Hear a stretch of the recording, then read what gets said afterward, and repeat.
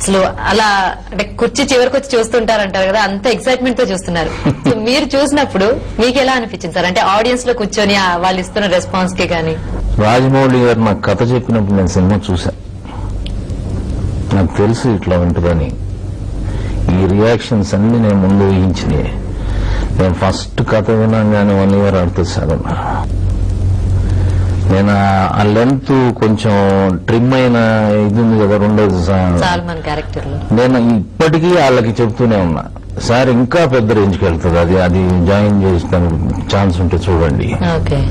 నా గురించి కాదండి, నా వేషం ఇది కాకపోతే ఇంకోటి కొత్తగా పేరు వచ్చేది ఏం లేదు నాకు.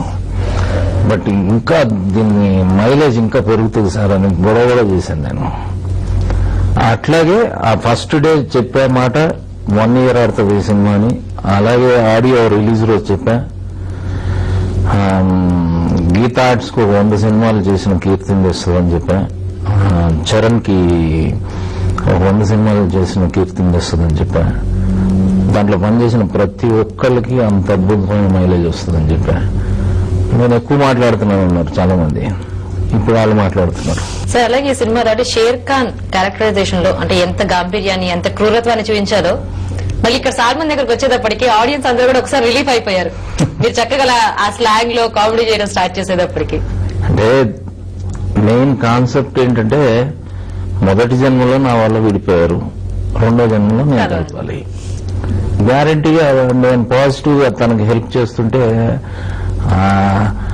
అది ఒక తెలియని ఇన్వాల్వ్మెంట్ ఆడియన్కి వస్తుంది. ప్లస్ ఇంత పెద్ద ఫిజిక్ వేసుకుని అతని ఇన్నోసెన్సీ ముందు అతని తాపత్రయం బాగా ఓన్ అవుతుంది. అవును కదా, ఇప్పుడు హెల్ప్ చేస్తే బాగుంటుంది, వీళ్ళిద్దరిని కలిపితే బాగుంటుంది అని. దానికి వండర్ఫుల్ మ్యానరిజమ్స్ కానీ ఆ మోడ్యులేషన్ కానీ బాగా కుదిరినాయి. అందుకు జనరల్గా ఎప్పుడైనా అట్లాంటి మోడ్యులేషన్ తోటి వెళ్తే పిల్లలకి ఎక్కువ నచ్చుతుంది సినిమా. సాల్మోన్ వచ్చాడు అంటే బాగా ఎంజాయ్ చేస్తారు. అది దానికి దీనికి ఆ వేరియేషన్ కోసం ఆయన క్రియేట్ చేసిందే డైరెక్టర్.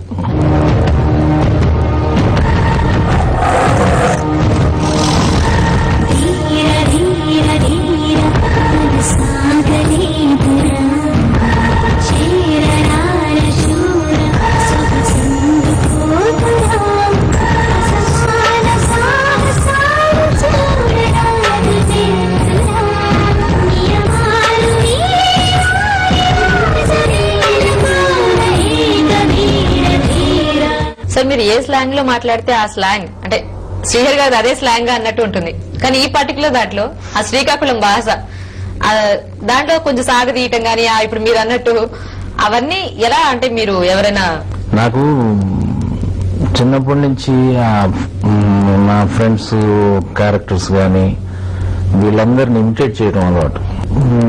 ఎస్పెషల్లీ ఈ శ్రీకాకుళం స్లాంగ్ వచ్చి రమాప్రభు గారు సినిమా చేస్తుంది, పాత సినిమా గోరింటాకులో నానే తంతను నువ్వే తంతము నానే అంతను, ఇట్లా ఏమైనా గమ్మత్తుగా అనిపిస్తే నేను ఇమిటేట్ చేస్తుంటాను. తర్వాత మోహన్ బాబు నేను చాలా రోజులు చాలా క్యారెక్టర్స్ లో నేను ఇమిటేట్ చేశాను. అంటే నాకు ఆ శివరంజని నుంచి ఆయనకి పెద్ద ఫ్యాన్ నేను. శివరంజని సినిమాలో నమస్కారం శివరంజని గారు, నమస్కారానికి ప్రతి నమస్కారం సంస్కారం అనిపించుకుంటుంది శివరంజని గారు అంటాడు. ఇట్లాంటివన్నీ నేను బాగా ఇమిటేట్ చేస్తుంటాను. అది దానివల్ల నాకు హెల్ప్ అయి ఉండొచ్చు. సార్ కాసేపు సినిమా విషయాలు పక్కన పెట్టి మీ పర్సనల్ విషయానికి వస్తే, సో శాంతి గారు మీ జీవితంలోకి వచ్చిన తర్వాత మీ కెరియర్ ఇంకా ప్రకాశవంతంగా మారింది అని అందరూ అనుకునేది. సో దానికి ఏంటి మీరేమంటారు? అంటే ఏం తనదేం లేదు, నేనే నా కెరియర్ నా కష్టంతో నేను ఇలా ఉన్నానంటారా, లేకపోతే అంటే పుట్టినరోజు ఈ రోజు నా ఇంట్లో గొడవ పెట్టడానికి మీకు ఇష్టమా? లేదు సార్, మీ గొడవే కదా, మీరు జస్ట్ ఒక చిన్న క్లారిఫికేషన్ అనమాట. నేను ఇంతకుముందు కూడా చాలా సార్లు చెప్పాను, నా లైఫ్ వెల్ ఆర్గనైజ్డ్ అయింది శాంతి వచ్చిన తర్వాత. అంటే ఒక సిస్టమేటిక్ ఇది పూర్తిగా సినిమాల మీద కాన్సన్ట్రేషన్ చేసే ఒక మంచి కల్చర్ ఎక్కువ డెవలప్ అయింది నాకు. సో ఆ విధంగా తను వచ్చినాక ఎక్కువ ప్రోగ్రెస్ ఉంది. గ్యారంటీగా నా సక్సెస్ లో తనకి మేజర్ కాంట్రిబ్యూషన్ ఉంది. మా గోదారమ్మ పుట్టి బుద్ధి జరిగిన తర్వాత మొట్టమొదటిసారిగా ఊరు దాటి వెళుతున్నా. పైన వాళ్లే అవమానించారు, పనికి మాలిన వాడినన్న పేరు మోసుకు వెళ్తున్నా. భద్రాచలం నువ్వు చాలా గొప్పోడివిరా అని మా వాళ్ళందరూ అనుకున్న రోజునే మళ్ళీ ఈ గట్ట మీద కాలు పెడతా. అప్పుడే ఈ నీళ్లు మళ్ళీ తాగుతా. జీవించమ్మా.